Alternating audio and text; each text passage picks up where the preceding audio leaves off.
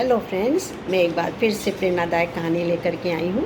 जी हाँ, पिछले 1-1.5 साल से मैं प्रेरणादायक कहानी एक शीर्षक के अंतर्गत मैं आपको छोटी छोटी प्रासंगिक जो कहानी होती है, सीख देने वाली कहानी होती हैं, वैसी कहानियों के संग्रह में से आपको वीडियो शेयर करती हूँ।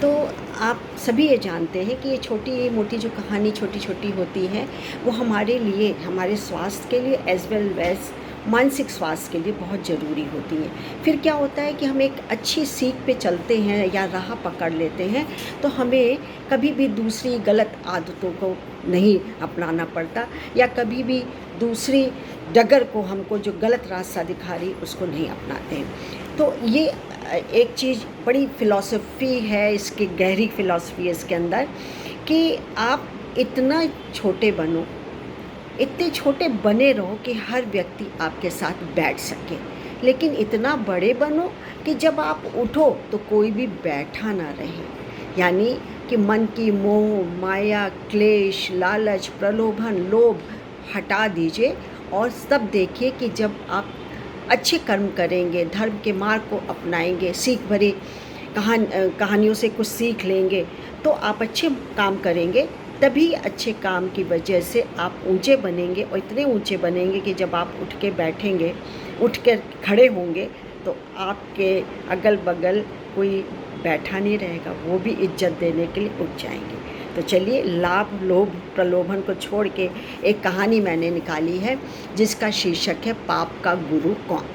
तो एक बार की बात है, काशी में एक पंडित जी अपनी शिक्षा लेने के लिए गए। कई साल बीत गए और शिक्षा ले करके कि अब इतना हो गया कोर्स मेरा, अब मैं अपने गांव लौटता हूँ। तो वो गाँव लौट आए, बड़ी धूम मची उनकी, बड़ा सत्कार हुआ और कई बातें ऐसी ज्ञान की देते थे, ऐसी गहराई वाली देते थे, ऐसी फिलॉसफी वाली देते थे कि लोग उनका लोहा मान लेते थे। अरे बड़ा अच्छा है। उनमें से एक किसान भी था। तो किसान ने पूछा जिज्ञासावश कि पंडित जी ये बताइए कि पाप का गुरु कौन है। बोले, उनका तुम पंडित जी का मुँह खुला हो गया। बोले, मैंने धर्म गुरु सुना है, आध्यात्मिक गुरु सुना है, ये कहाँ से आ गया पाप का गुरु। चकराए, आया ही नहीं उनको जवाब। 1-2-3-4 दिन सोचते रहे और वो फिर से काशी के लिए निकल गए कि मेरा ज्ञान अभी अधूरा है, मुझे ज्ञान की और ज़रूरत है। लेकिन क्या हुआ, थोड़ा समय और बीत गया लेकिन उनको ज्ञान नहीं मिल पाया। मुझे मन से वो अपने गांव लौट रहे थे तो रास्ते में उन्हें एक गणिका यानी वैश्या मिली। बोली, ये क्या मुंह लटकाए, आप तो हमेशा प्रसन्न रहते हैं, दूसरों को ज्ञान देते हैं, सभी आपका सत्कार करते हैं, क्या बात है। तो बोले कि नहीं, मुझको ये जो कि सता रहा है क्वेश्चन कि पाप का गुरु कौन है। तो बोले, अरे इतनी सी बात है, चलिए इसके लिए आपको मेरे पास तो 4 दिन रहना पड़ेगा और आपको थोड़े दिन रहना पड़ेगा, आपको उसका जवाब मिल जाएगा। ये तो बहुत ही आसान जवाब है। तो बोले, अच्छा ठीक है, मरता ना क्या करता। बोले, अरे ये तो अच्छी बात है। फिर उसने गणिका ने अपने कमरे के 2-3 कमरे छोड़ के उनको रहने के लिए दिया।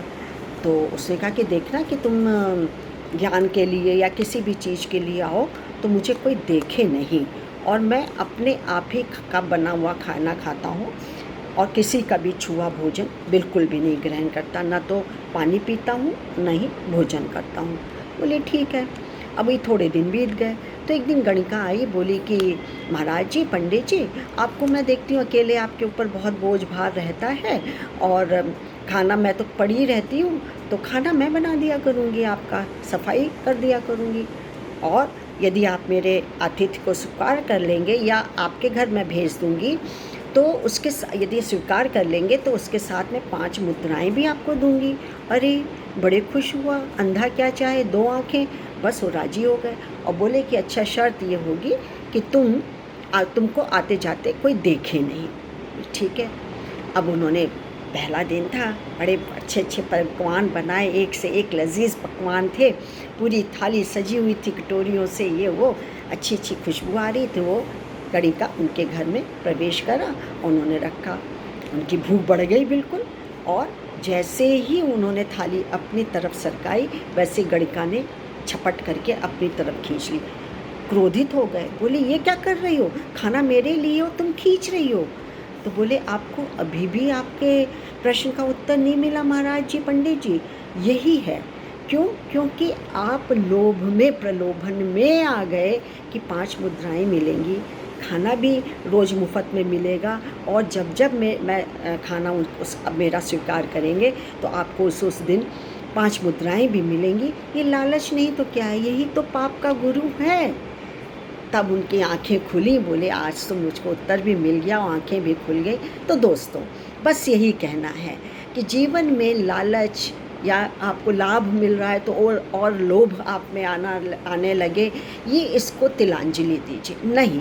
और जिस गति से आपकी अच्छाई के साथ आपकी गाड़ी चल रही है, आपका जीवन चल रहा है, हर्ज नहीं है कि उसको छोड़ करके कोई दूसरा मार्ग अपनाया जाए, या बेफालतू में दूसरे रास्ता जो पाप का, पतन का है, उसमें उसकी राह पकड़े या जीने का प्रयास उसमें करें।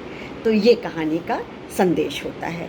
तो मैं डॉक्टर मंजू जैन, मेरा आपको नमस्कार। मैं retired associate professor from SN. Degree college Kanpur. फिर एक कहानी के साथ आऊँगी, तब तक के लिए आज्ञा दीजिए। Bye, thank you.